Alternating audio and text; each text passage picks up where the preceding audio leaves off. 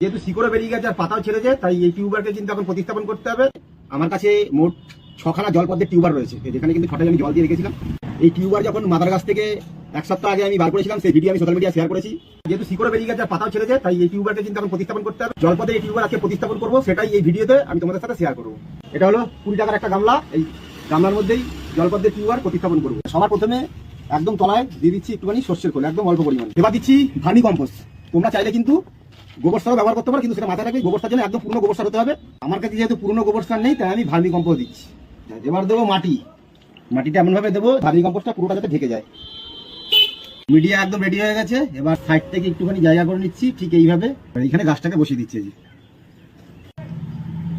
জলপদ্মের চারা প্রতিস্থাপন করা হয়ে গেছে। এইবার এর মধ্যে দিয়ে দিচ্ছি অল্প পরিমাণে জল, খুব বেশি জল এখন দেবো না। মোট 6টা টিউবার ছিল, তার মধ্যে আমি 3টে টিউবার প্রতিস্থাপন করে দিয়েছি, দুটো গামলায় করেছি আর একটা ছোট এই হাড়ির মধ্যে করেছি। আমার কাছে আরো 3খানা টিউবার রয়েছে, এগুলো তো কিন্তু পাতাও ছেড়ে দিয়েছে আর দেখো শিকড় বেরিয়ে গেছে। এটার আইডি হলো পিঙ্ক ক্লাউডি। এর ফুলটা কিরকম হয় সেই ছবিটা আমি ভিডিওতে দিয়ে দিলাম। যদি কেউ নিতে চাও তাহলে এই ভিডিওর কমেন্ট বক্সে যোগাযোগ করতে পারো।